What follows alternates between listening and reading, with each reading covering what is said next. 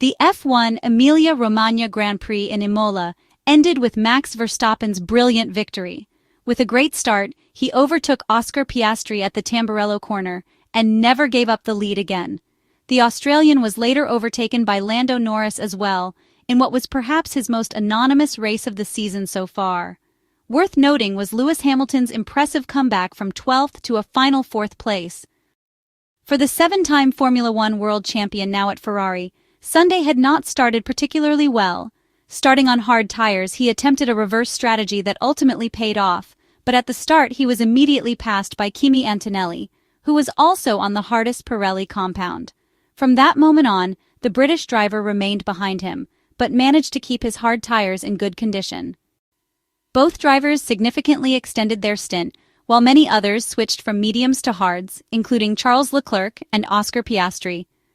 Lewis Hamilton's strategy was clear: a one-stop race, hoping for a safety car or a virtual safety car at the right time, which indeed came due to Esteban Ocon's Haas stopping inside the Tosa corner. The 7-time champion took full advantage of the situation, fitted hard tires, and got back into contention for something important and honestly unexpected before the race began. The disastrous performance in the qualifying session the day before for both Ferrari SF25 cars had led many to expect an embarrassing Sunday for the Maranello team, but that was not the case, with both drivers performing admirably and fighting hard in every situation. Lewis Hamilton was certainly luckier than Charles Leclerc, and indeed both have always been touched by their respective companions, luck and misfortune at various moments in their careers.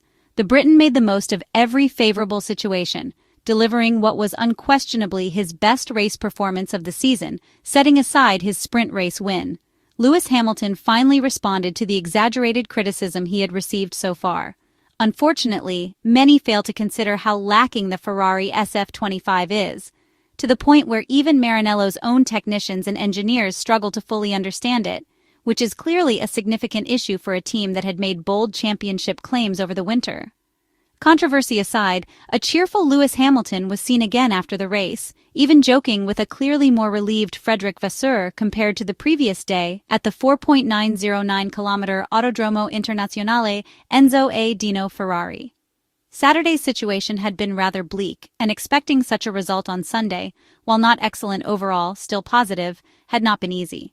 The 7-time Formula One world champion, visibly encouraged, was certain that the podium would have been within reach with a few more laps, given his clearly superior pace compared to Oscar Piastri.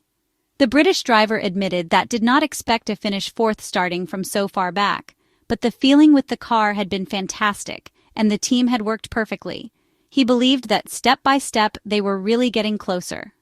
His Ferrari race engineer Riccardo Adami had been impeccable in guiding him via radio, and he had managed to stay calm, as had the whole team. The strategy and pit stops had been executed flawlessly.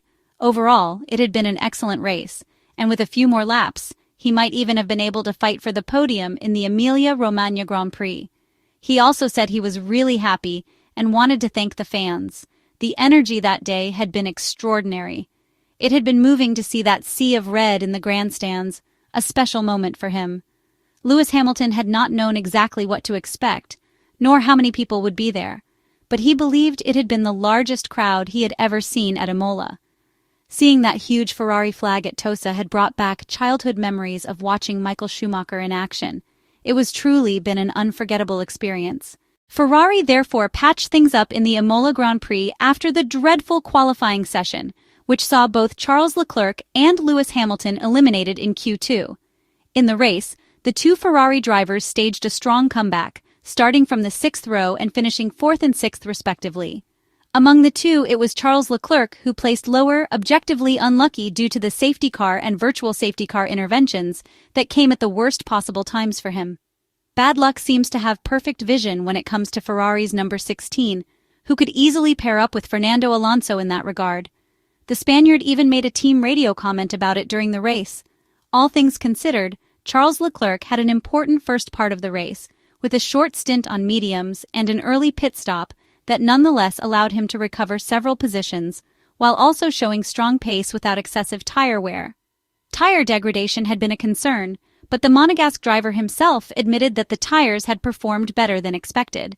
The SF25 single-seater, if anything, did not behave badly in the race. On the contrary, it delivered consistent and decent performance from start to finish, much like in the Bahrain Grand Prix and the Saudi Arabian Grand Prix. In this respect, the Miami Grand Prix was thankfully a distant memory. However, the performance in the qualifying sessions remains a crucial factor in today's Formula One, with very tight gaps and many competitive teams. It is evident that the engineers do not fully understand the nature of the car, as sometimes even they cannot explain certain behaviors. Most likely, the team does not clearly grasp the performance gap between Saturday and Sunday. At the end of the Emilia Romagna Grand Prix, Charles Leclerc appeared very frustrated, as the timing of the safety car periods clearly worked against him. However, he should be satisfied with his performance, which was undoubtedly strong, as it has been for most of the season, with only a few rare exceptions.